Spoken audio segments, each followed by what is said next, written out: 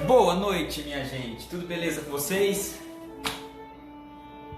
Que legal, hoje vai ser demais. Gostaram da minha entrada hoje? Hoje foi legal, hein?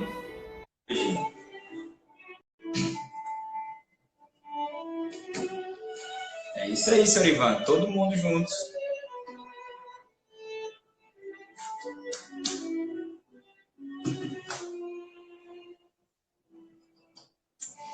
Tô aguardando a Shinobu já conectar aqui. Boa noite. Para quem perdeu a minha super introdução, calma aí.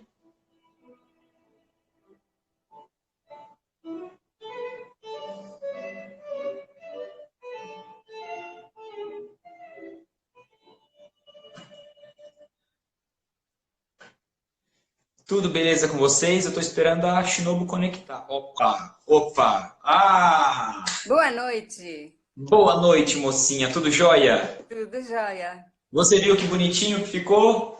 Ficou muito bom, eu já tinha visto Esse agora há aqui ficou pouco. chique. Finalmente consegui inverter. Eu tenho que pegar as manhas dessas coisas tecnológicas de inverter, porque aqui fica tudo invertido, É, não é? é. E aí, Shinobu, como é que estão as coisas por aí? Bom, estamos aqui Passeando muito? passeando muito no quintal da minha casa. É igual a gente aqui também, tá desse jeito. Como é que estão? Como é que tá o Rafael? Como é que Tá tá o muito restante da bem, família? tá Tudo bem. beleza? Como é que Uhum. estão os cachorrinhos? Tão ótimos. Ah, que legal. E preparada para hoje? Eu fiquei sabendo, o pessoal pediu para você hoje, parece que você ia ficar até umas 3 da manhã hoje conversando comigo. Aí está esticando cada vez mais. Porque a Shinobu falou para mim que ela ia ficar até meia-noite, 1 hora da manhã, No então quem está máximo. falando isso vai até muito depois, tá bom?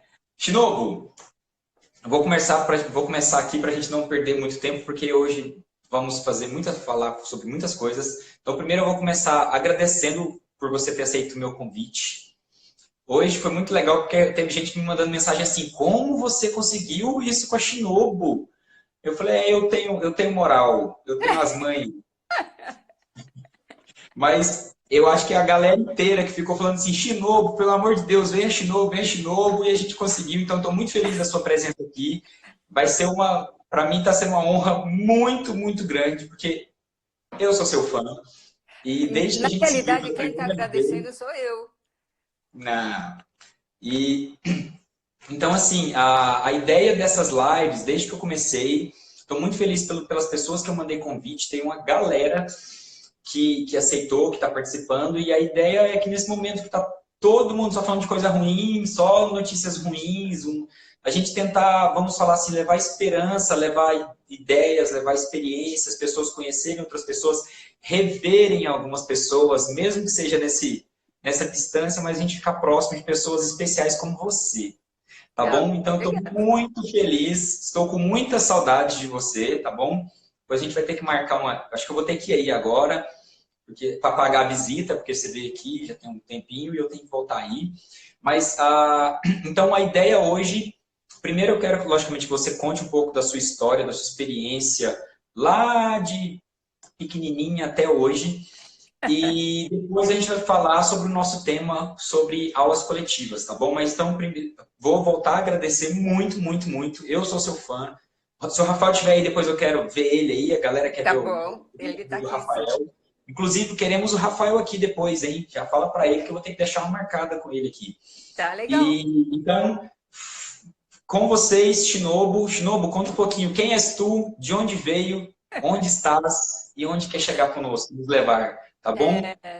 Então, eu nasci em Yokohama, no Japão, pós-guerra, e meu pai, quando assistiu Novo Mundo, Sinfonia Novo Mundo de Dvorak, ele falou: minha filha vai tocar violino. E aí eu comecei com 5 anos. Diz que o violino cabia na sacolinha de compras da feira. E aí tava muita gente estudando violino porque começou o método Suzuki no Japão inteiro, né? E aí Até uns 7, 8 anos, realmente eu fiz tudo de memória. Eu só sabia ler os números. A partitura, eu lia a partitura, mas eu lia só os dedos. Não sabia ler as notas. Então, eu tocava através de números e a partitura de antigamente tinha número de dedo em todas as notas. E assim que cheguei no quarto volume, quando eu tinha mais ou menos 8 para 9 anos, só que aí começou a aparecer notas que está escrito dedo 1 e não era exatamente o que eu queria ouvir. E aí entrei em crise e eu chorava, porque aí não dava conta de tocar o que eu queria tocar, o que eu ouvia no disco, né, no vinil, era aquelas com um furo grande no meio, que vinha junto com a partitura. Acho que você mostrou no outro dia Eu uma estou procurando aqui para capa mostrar de novo verde. aqui. Era daquele, o seu, da capa verde? É aquele mesmo. Eu vou achar ele aqui daqui um pouquinho. Eu juntei tanta coisa em cima da minha mesa. Tá por aqui, agora mesmo eu vou achar. Eu tô terminando de baixar suas fotos aqui. E aí, o que aconteceu é que daí meu pai falou assim, não tá dando certo. E aí ele me tirou do Suzuki e colocou no método tradicional. Aí o professor do método tradicional japonês que tinha ido estudar na Alemanha, ele falou assim, como é possível uma pessoa que está tocando concerto de Vivaldi não sabe ler? A partir de agora você está proibido de tocar qualquer coisa de memória. Fui para outro lado. Então, a partir daí, eu não podia tocar nada tirando de ouvido. E aí eu fui... Posso? Deixa eu ver se dá para mostrar. Calma aí, galerinha. Deixa eu ver se vai dar aqui. Espero que a conexão esteja boa. É essa de branquinho aqui? É, uma atrás da menina de xadrez. Isso, Deixa eu essa mostrar daí. outra aqui já. Opa.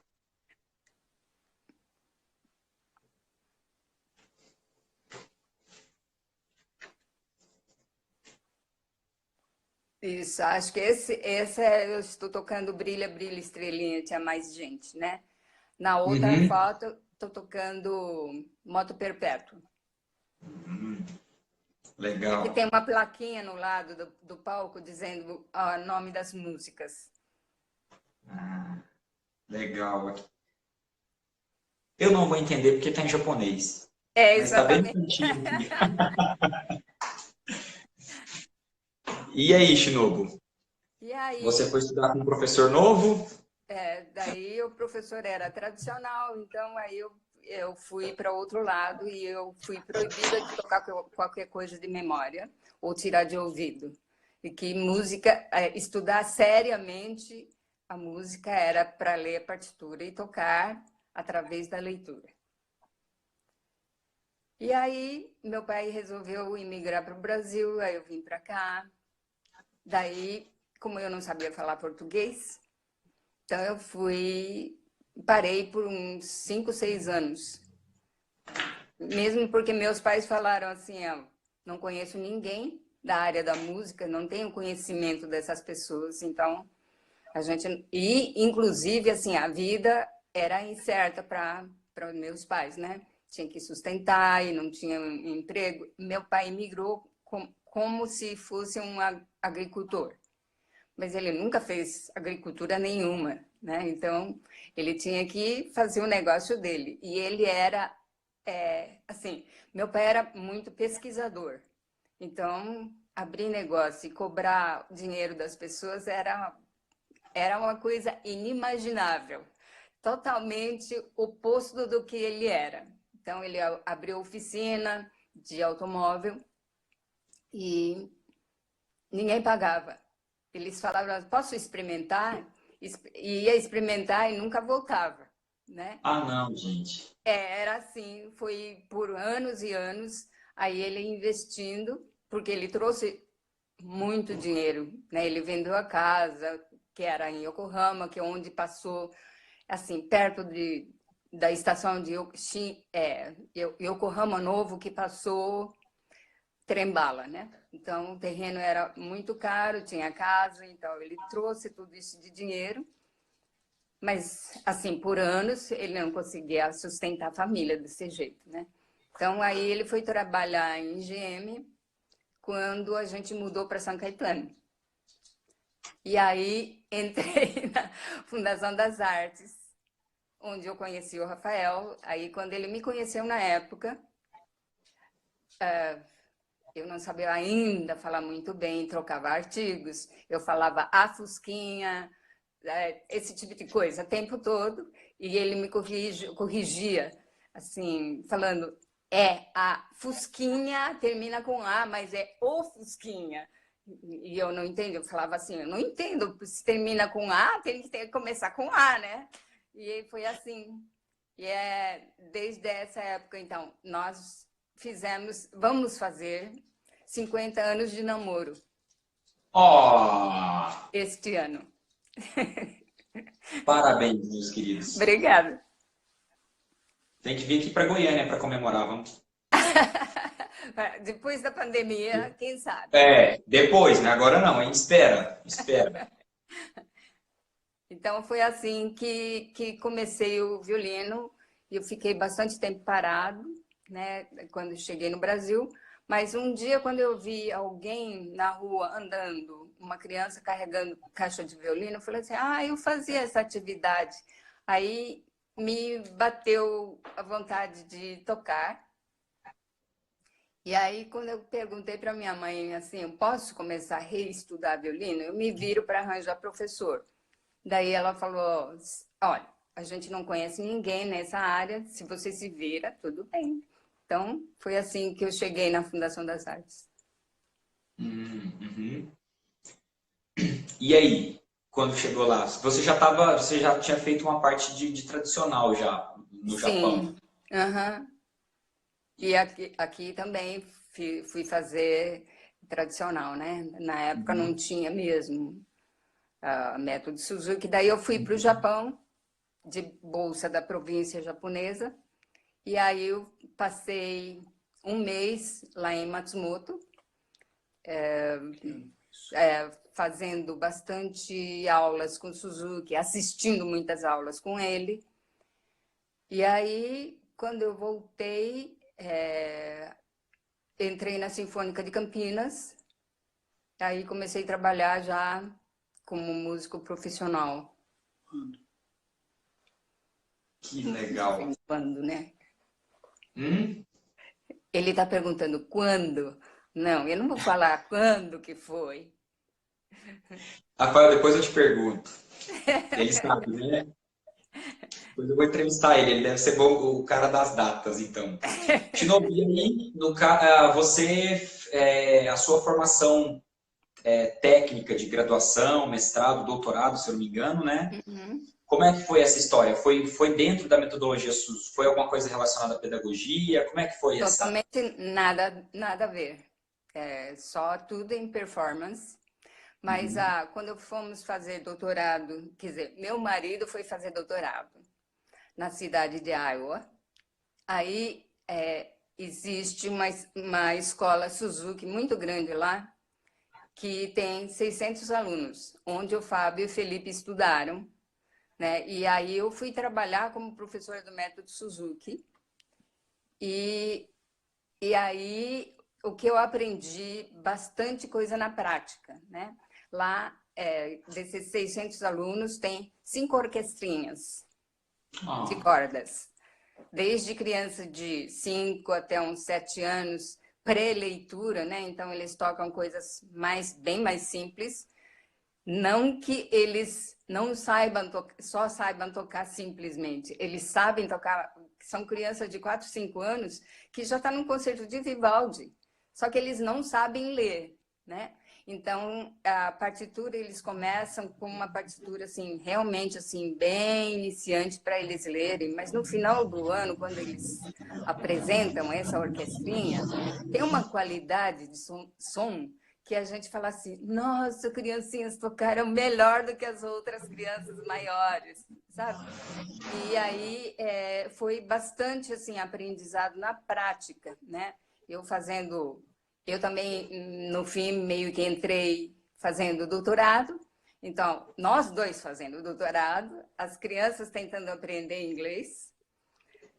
Foi bem puxado também. E aí, tinha numa época, lá na escola, eu tinha 25 alunos. Legal. Na realidade, a escola inteira tem uns 10 professores que trabalham full time, que eles falam, né, dia inteiro. E tinha gente que assim, entrava quando vinha fazer doutorado, fazia aulas porque já conhecia o método Suzuki, ou que já tinha feito cursos, e que era uma ajuda na fonte de renda, né? Uma curiosidade minha, interessante você contar essa história, tipo assim, que deu aula em outro país, mas logicamente em inglês. A língua, no caso, a língua materna deles é o inglês, a sua é japonês, passou pelo Brasil, teve que aprender inglês para morar lá e tudo mais. Você sentia que na parte do violino, de dar a aula de violino, era muito difícil pelo fato da língua? Ou pelo fato da gente ter essa questão de observação, de imitação, era simples, porque você ia dar exemplos. Como que você sentia? Na realidade, a língua não atrapalha muito, né? Porque você pode fazer sem falar nada, na base de imitação, mostrar o que a gente quer. Mas, assim, fazendo doutorado, você tinha que saber falar, escrever, falar um pouco. Mas eu tive uma aluna que falava tão rápido e que ela contestava tanto. E uma professora veio perguntar para mim, olha, eu já sou a 4ª professora dela e eu não aguento essa menina que tanto fala. Daí, eu falei, você quer ficar com ela? Eu falei assim, posso ficar, posso experimentar. E aí, na primeira aula, acertei o nome dela, de como escrever, porque ela chama Claire. E aí, é a Clara, né? Então, eu escrevi o nome dela certo, ela já gostou de mim, porque disse que ela falou assim, ninguém acerta. E aí, ela realmente falava muito rápido. E, claro, falando tão rápido, eu entendi a metade. Ela falava...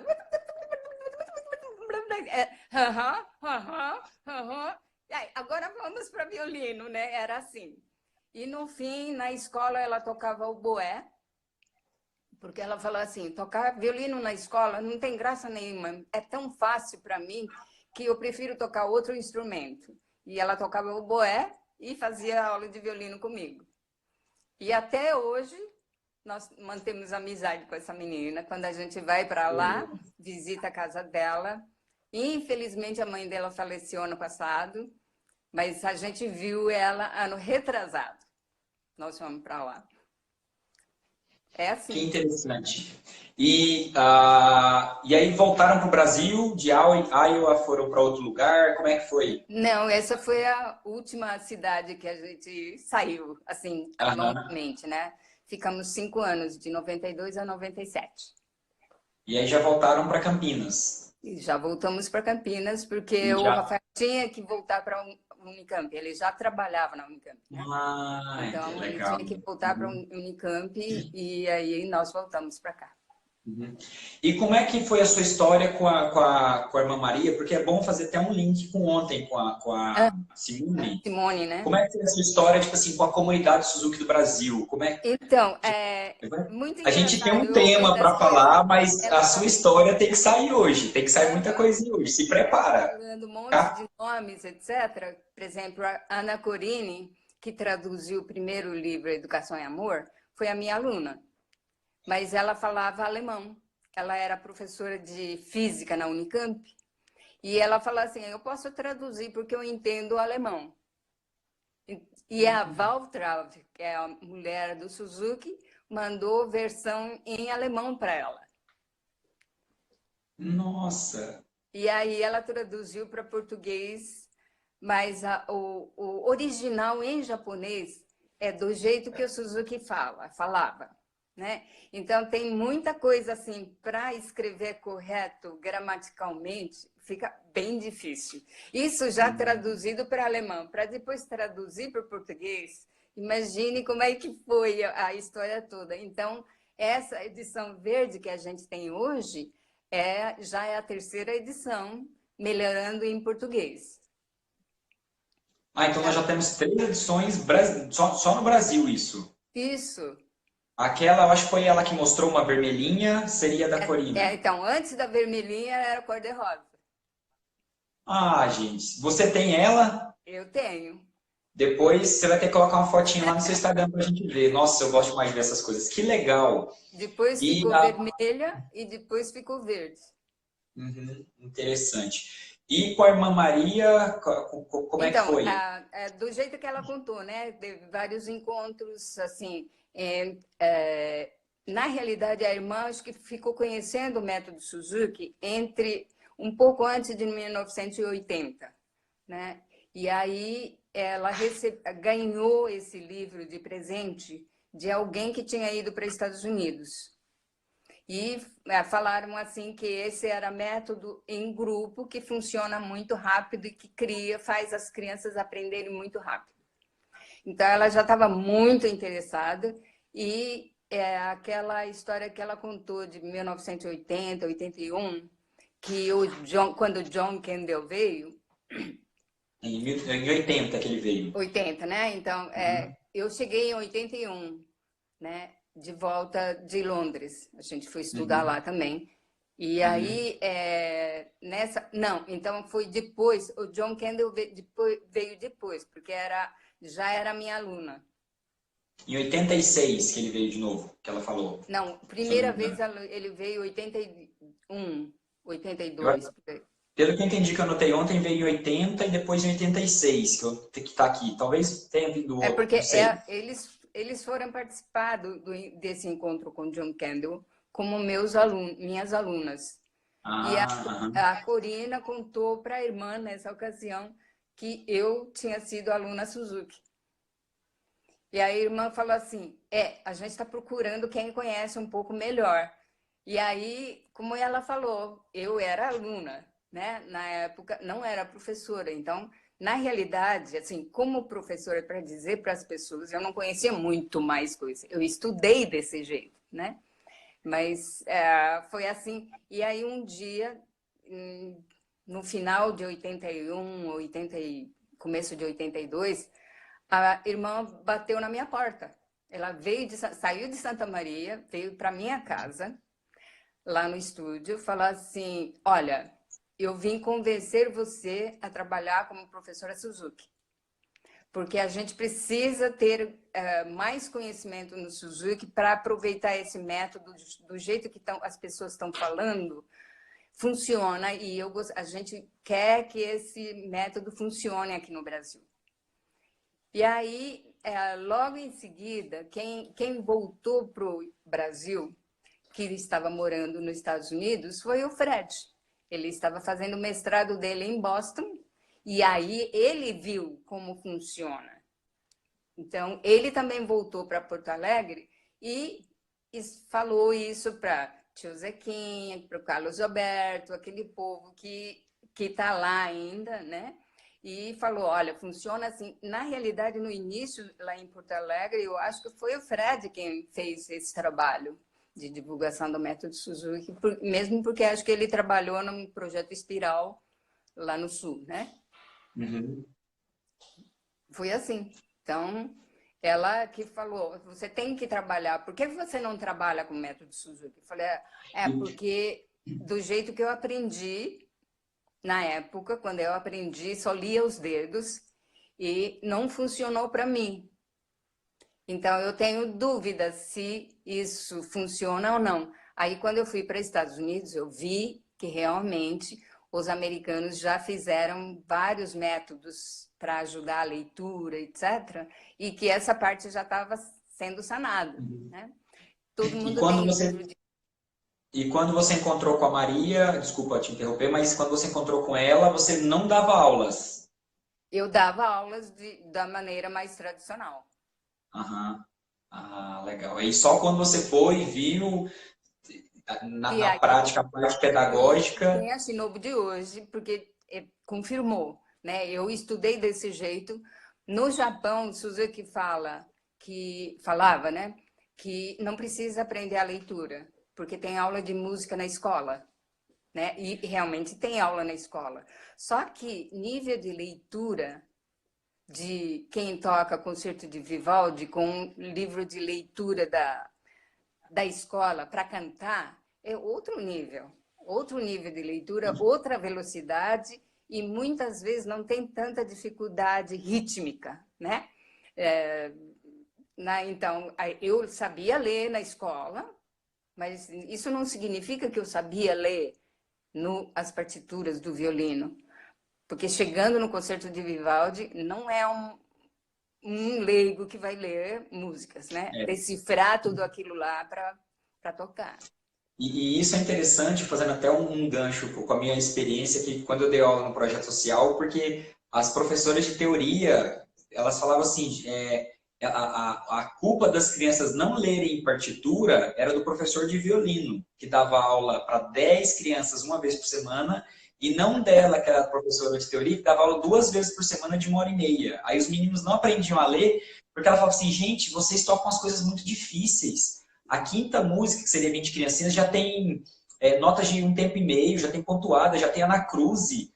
As crianças não estão preparadas para isso. E os meninos já estavam lá na frente, terminando o primeiro livro para entender o que ela queria falar lá atrás, e eles não aceitavam.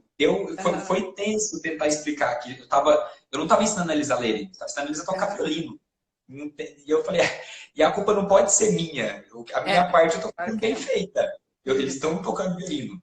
Né? E realmente para quem está de fora, não entende essa diferença, né? Acha que vai andando tudo junto. Uhum. E aí, Shinobu, pode falar, pode falar. A realidade é que a gente aprende a língua assim. Quem é que ensina gramática e conjugação de verbo para criança que acabou de nascer? É impossível. Ninguém faz isso. Certo? É verdade. Agora, na música, no conservatório, eu começo com aulas de teoria. Por 2 anos, sem tocar o instrumento. Não existe coisa mais chata, né? Porque não tem uso. Agora, eu falo pode continuar. Entrando um pouquinho nas minhas aulas em grupo, as nossas crianças, desde Brilha, Brilha, Estrelinha, já sabem tocar em Ré maior, em Sol maior, né? Por enquanto, nessas tonalidades que só mudam uma corda para trás. Mas, assim, de vez em quando, como desafio, eu coloco eles fazendo assim, Mi bemol maior, Fá sustenido maior. Aí eu peço para eles descobrirem qual é o primeiro intervalo do Brilha, Brilha, né? Aí eles falam assim, é quinta? Então, acha uma quinta do Fá sustenido. A partir daí, vocês fazem. E aí perdem umas 2, 3 notas no meio do caminho, mas conseguem tocar. Agora, se tiver que pensar quantos sustenidos tem, quantos bemóis tem, acho que eles não fariam, não sabem fazer, mas de ouvido faz. Né? Mas esse ensino de teoria vai vir muito depois. Né? Não precisa vir na hora que eles estão fazendo Brilha, Brilha. E são 2 habilidades completamente diferentes, né? A gente tem que saber separar isso, né? O que é aprender a tocar violino e o que é leitura. Falar português é uma coisa, ler português é outra, né? Exatamente. Legal. Shinobu, tem mais alguma curiosidade que você quer nos contar? Como é que foi o seu trabalho para se tornar teacher trainer? Eu queria que você falasse um pouquinho, porque a gente já conversou, acho que o Fábio até comentou já disso, tipo assim, na sua grande experiência de você encontrar, tipo, tá passeando em determinado lugar e de repente alguém, você é Shinobu, você me deu aula, eu estou aqui. Como é que é hoje? Tipo assim, você é uma inspiração para todos nós professores e o mais bonito disso é você saber, eu acho que deve ser muito bonito isso, você, com o passar dos anos, ver que você formou bons seres humanos, bons cidadãos, que o caráter veio junto. Tem alguma história dessa que você gostaria de compartilhar?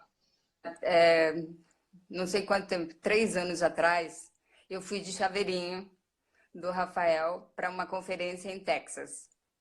Daí a gente estava assistindo uma conferência, quando terminou, nós estávamos saindo para ir para algum lugar, daí um rapaz veio para mim e falou assim, você é Shinobu? Já fiz aula com você. Falei, eu não estou lembrando de você, faz muito tempo, mas eu fiz curso de filosofia com você. Ele estava morando lá nos Estados Unidos, fazendo algum curso de música, e foi assim, aí o Rafael falou assim, de novo até aqui, hein?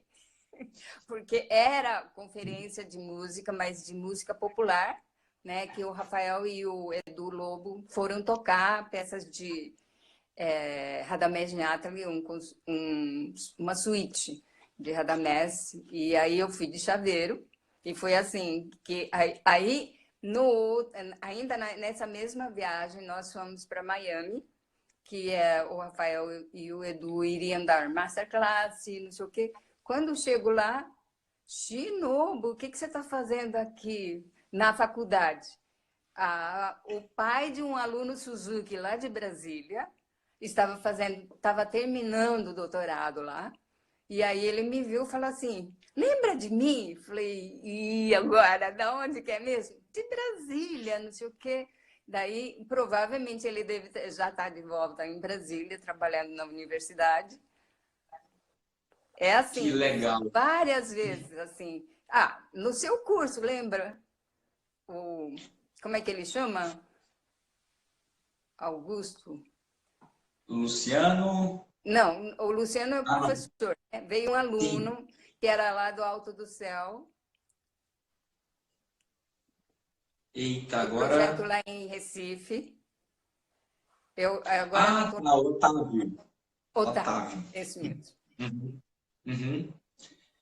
E aí no caso, isso é bom conversar com pessoas assim, porque é bom saber que Suzuki não é só um método para iniciantes, né? Porque no seu caso você teve vários alunos que passaram na sua mão que hoje tocam profissionalmente e tudo mais, são vários casos. Uhum. Tem um teacher trainer agora, se eu não me engano, que começou até a estudar com você agora, né? Quem que é?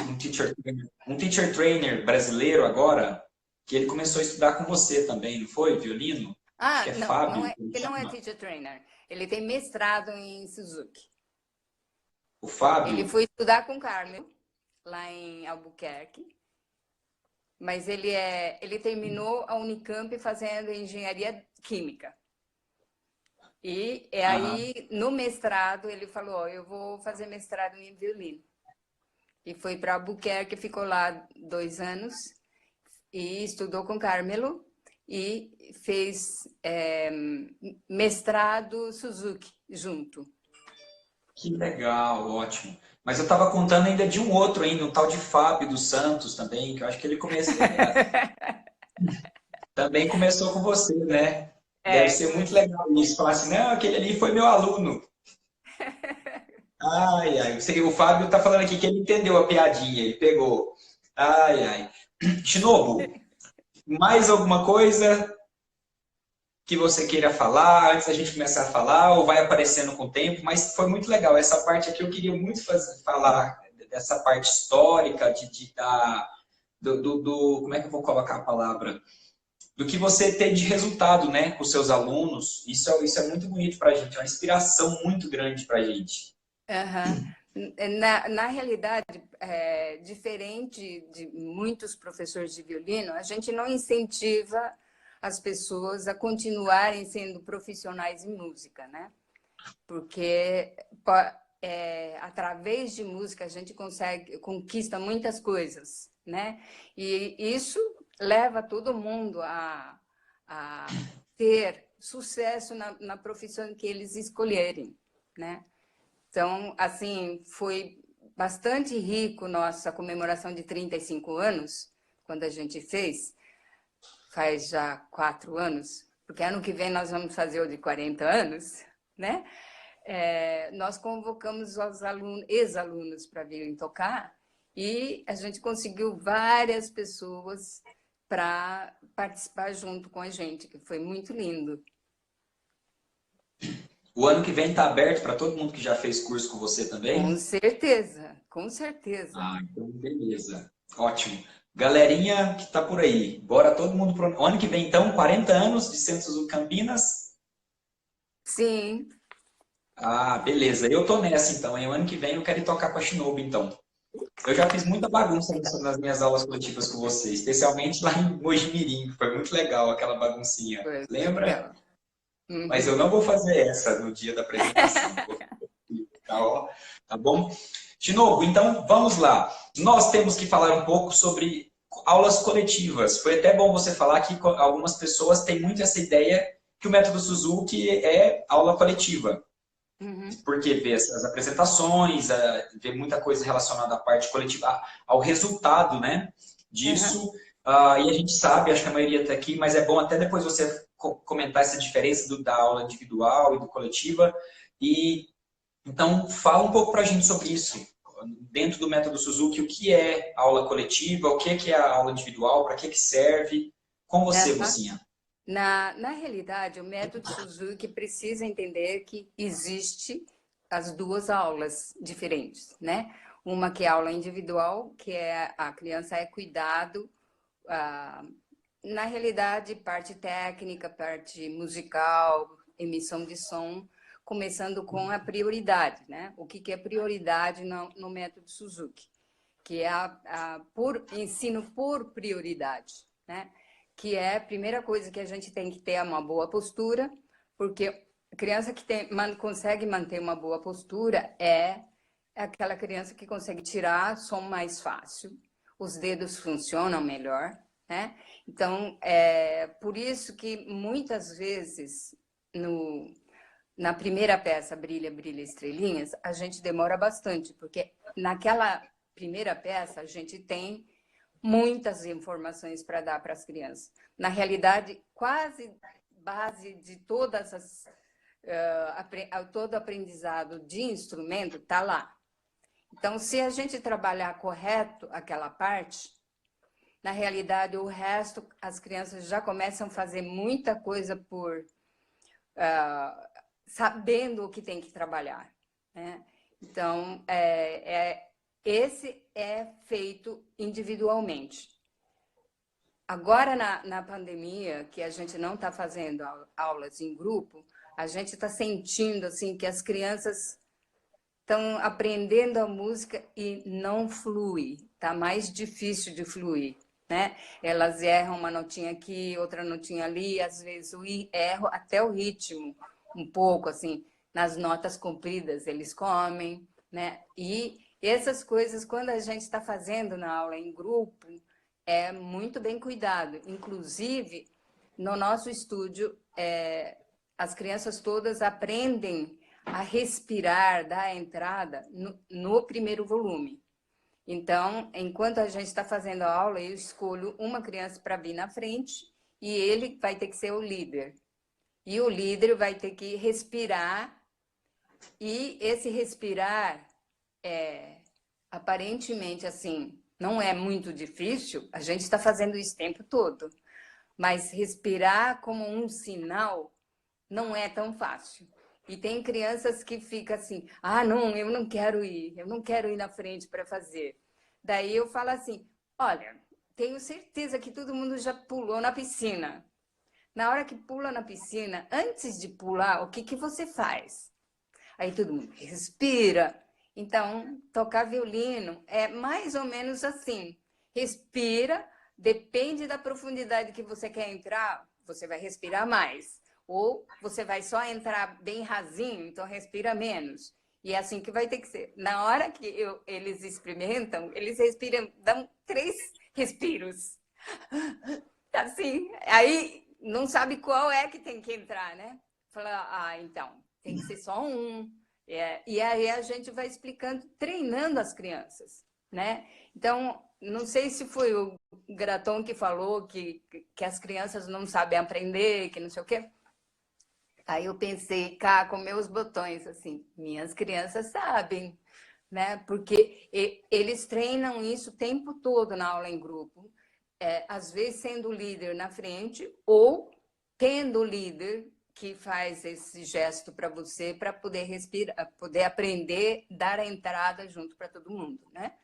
Então, a partir Uhum. do segundo volume, Não tem mais, eu não peço para dar a introdução. O pianista fica olhando para você e você que vai ter que dar a entrada para o pianista. Né? Então, tudo esse de treino, de respirar, etc., eles estão treinando, vão treinar na aula em grupo como parte da brincadeira. Então, no começo eu peço, quem quer vir aqui na frente? Porque tem crianças que têm muita vergonha, têm muito medo de não saber fazer direito, e aí eles recusam fazer, mas assim, no decorrer do semestre, menos uma vez eles já vieram na frente para fazer. Né? E aí a aula em grupo, eles fazem, no nosso estúdio fazem uma aula individual e uma aula em grupo. Né? E essa aula em grupo, então, é onde as crianças treinam várias coisas, que não limita somente ao lado da técnica, do conhecimento do instrumento. A gente supõe que essas coisas eles já estão treinando. Então, eles vão treinar outra coisa. Por exemplo, treinar confiança em tocar o repertório que eles já conhecem bem. Tocando para si e tocando para os outros, ou tocando em conjunto. A confiança vem como? Eu não tenho certeza que sei tocar essa música bem, não sei o quê. E se errar uma nota no meio de 15 pessoas, às vezes a gente não ouve.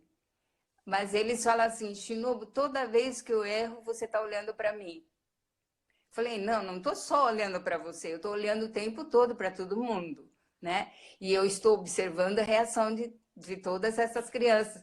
Aí, na hora que tem alguma reação diferente, eu estou olhando para você. Né? Mas é esse tipo de treino que acho que é bastante importante, onde a gente se permite errar. Né? Errando não é tão ruim assim. Errei, mas na próxima, esse lugar eu vou para casa estudar para não errar. Né? Porque na hora que a gente está aprendendo a língua, a gente ensina as crianças e a criança não é na primeira vez que eles vão falar correto. Muitas vezes a gente corrige eles, mas ninguém, por causa de que a criança falou errado, eles não ficam bravos. Ninguém que rodeia essa criança fica bravo. Nunca ouvi falar. Certo? Agora, se a gente toca instrumento, no momento que errou uma nota, errou algum ritmo, muitas vezes a gente recebe a crítica que você desafinou, não tocou a nota certa, não tocou o ritmo certo. Então, de uma forma assim muito mais generosa para corrigir, para eles irem estudar, para ir para casa e reestudar esse lugar em particular que não estava bom. Né? E das habilidades, até... Aulas em grupo, a gente faz revisão, certo? E na hora que a gente está fazendo a revisão, são sempre as peças que eles já sabiam tocar. E significa que a gente vai acrescentar mais coisas na hora da revisão. Pode experimentar tocar tudo piano, pode experimentar tocar tudo forte. E agora nós vamos fazer alguma coisa diferente. Fazer crescendo, fazer diminuindo. Onde é o final da frase?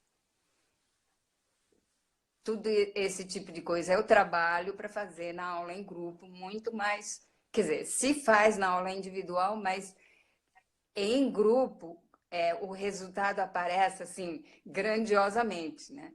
Ou então eu peço para as crianças tocarem com uma péssima postura a mesma música.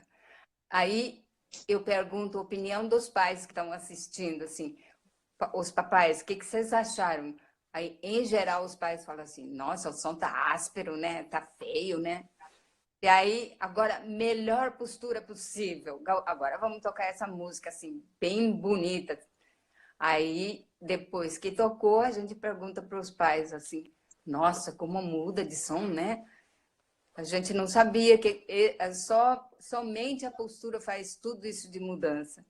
E aí fazer eles ficarem conscientes que por que a gente está falando tanto de postura, postura o tempo todo. Que legal. E aí, eu só queria fazer uma aqui, que é bem interessante, quando você começou falando sobre as prioridades e tudo mais. E no curso que você veio daqui de filosofia, você falou de uma que é acima das prioridades, vamos falar assim, que é a concentração. E a concentração, eu acho que é uma das partes mais importantes, no caso, de uma aula coletiva. Aham. Porque para a gente manter a atenção junto com todo mundo, né? Não é só uma pessoa que vai prestar atenção, certo? Senão a peça não sai direito, não sai bonito. Se o tempo fica defasado, já não é muito bom. Ou alguém que tem pressa, vai correndo na frente. A gente começou junto, mas não consegue tocar junto. Aí vai defasando e a pessoa que corre está achando assim, eu estou tocando legal, porque eu sei tocar mais rápido, né? Eu vou chegar primeiro. É, porém, só sai bonito na hora que a gente tocar junto, né? Aí a gente fala assim, vocês já assistiram a orquestra? E dentro da orquestra de um naipe, tem alguém que corre na frente e você vai achar bonito isso? Acho que não, né? E a ansiedade faz as crianças correrem. Tem muitas crianças ansiosas. Então, todo esse tipo de coisa é treinado, assim, cada momento dentro do grupo e que o grupo tem uma sonoridade que a gente consegue fazer junto. Então, teve vários pais que vieram para mim falando assim sobre trabalho de orquestra. Falaram, minha filha senta na última estante, então não é importante, então a gente vai faltar. E aí fala assim, mas a orquestra, a sonoridade da orquestra, inclui o som dela também. A gente está construindo essa sonoridade dentro da orquestra.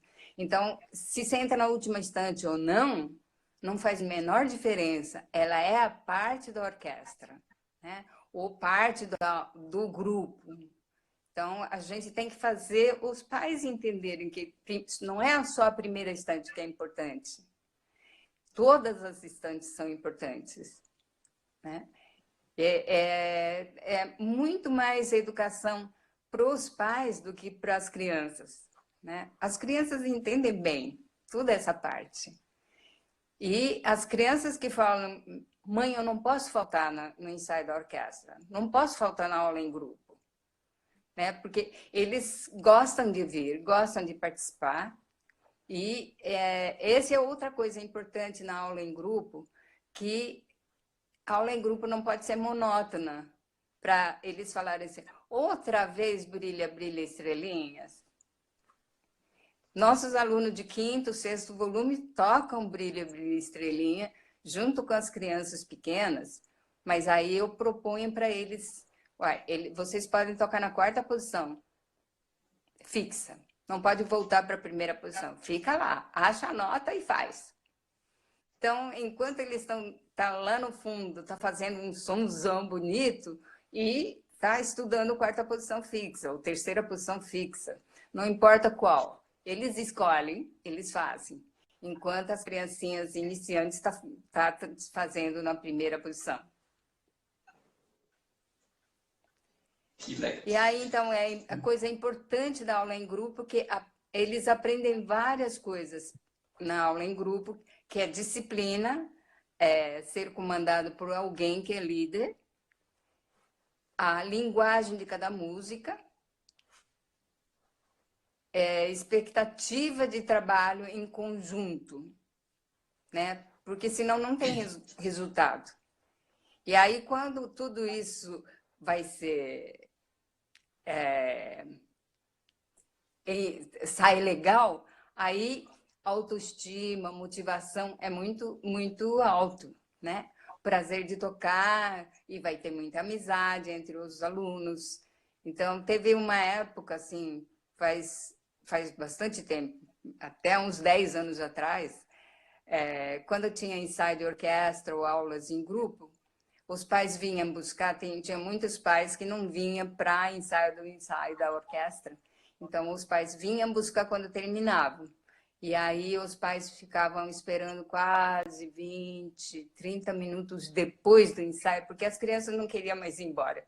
Aí os pais falavam assim, acho que a gente vai ter que montar barraca aqui e dormir aqui mesmo. De Que legal. tanto que aí o interesse deles em ficar junto com as pessoas aumentava. Depois que não estava tocando, eles queriam continuar conversando. Interessante. E aí, na hora que a gente faz revisão, a revisão sempre tem que estar melhor do que da outra vez. Revisão significa, não é fazer revisão só de notas, de duração de notas, mas tem que começar a melhorar musicalmente. Essa é a parte importante. As camadas. As camadas, exatamente. Então, trabalhar... Pode falar. Trabalhar bastante arcadas, articulação, dinâmica, concentração, tudo na aula em grupo. Legal. Eu já vou aproveitar esse pedacinho que você está falando para fazer um questionamento meu. Existe um limiar, assim, uma linha para você entre uma aula ser muito divertida e ela ser muito técnica? Porque acho que a gente tem que saber balancear isso, né? Uhum. Dependendo do nível de repertório e tudo mais. Porque eu passei por uma situação, o ano passado, foi muito interessante, porque aqui na escola nós temos 3 turmas divididas dos alunos. E uma criança mudou de turma, ela atingiu um determinado repertório que a gente considera para pular. E na segunda aula ela chegou em mim e falou assim, não, Ricardo, não tem mais tanta brincadeira igual a outra. E aí eu tive um susto, porque realmente eu fui ver, eu trabalhava uma coisa muito mais lúdica no começo, muito mais divertida, e a partir do momento que eu subindo, por exemplo, a última turma minha aqui seria livro 2, livro 3 aqui na escola, eu não preciso fazer tanta coisas mais, como eu tenho, a energia que eu gasto para interagir as crianças do que eu gasto na primeira turma, claro. Né? E aí eu tive que explicar para ele, mas cara, você agora está ficando como um profissional. Agora você tem que entender que algumas coisas eu já tenho que te tratar agora como um profissional. E os profissionais, eles não podem ficar fazendo tanto aquela coisa. E outra coisa, essa turma que ele fazia era a última, eu chego cansado. Eu quero que um dia você venha e faça as 3 turmas junto comigo. Aí ele ficou, tá bom. E aí, se eu não me engano, ele veio reclamar com a Karine, que a Karine fica na recepção aqui na entrada.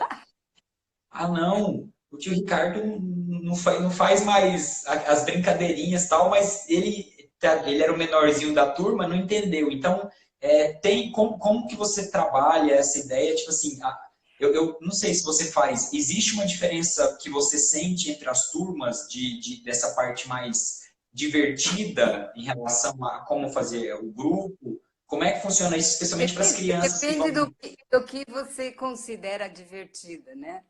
Porque a gente ensina tudo isso, assim, só brincando não funciona também, tá certo? Então, dentro do que a gente consegue fazer, tem que ter lado intelectual e musical, né? Então, o que eu proponho, por exemplo, no meio da música que eles conhecem bem, proponho que eles não podem tocar, por exemplo, nota Ré. Toda vez que aparece Ré, não toca. E aí, a gente começa a tocar, claro que tem uma meia dúzia sempre tocando a nota Ré, né?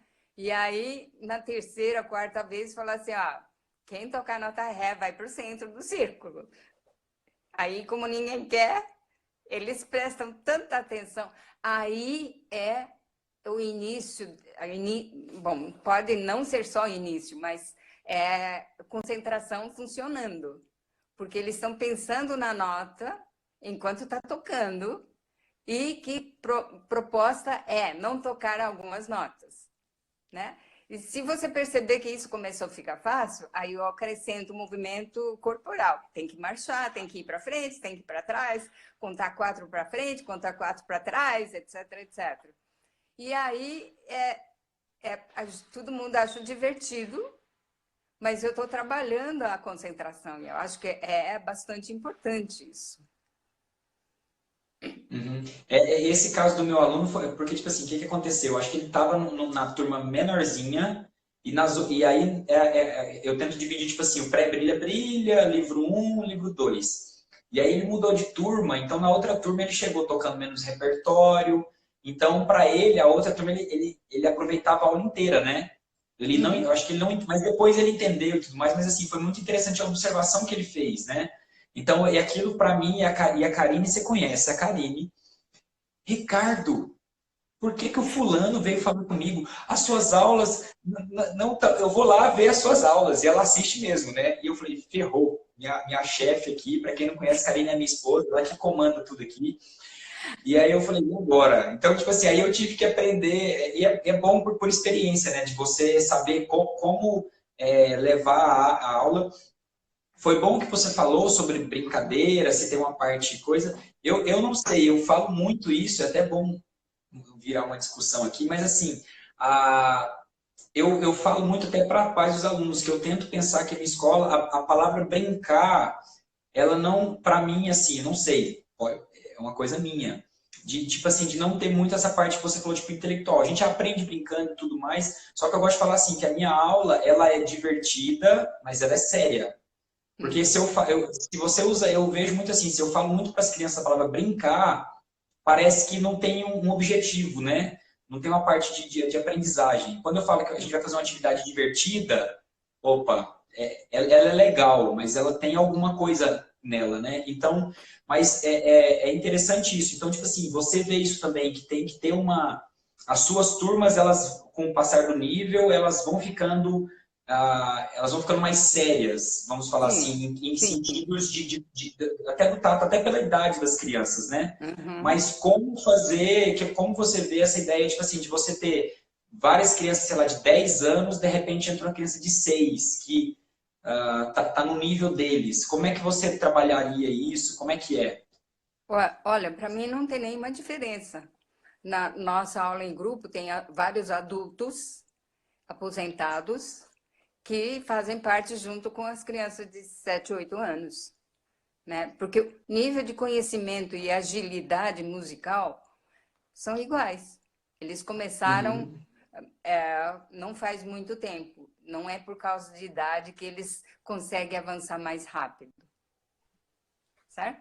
Na entendi. realidade é Aham. bem contrário. As crianças jovens vão muito mais rápido do que adultos, Uhum, certo? uhum. E aí, uma dica que eu te dou, nossas crianças são consideradas pré-estrelinhas até canção de ouvindo de criancinhas.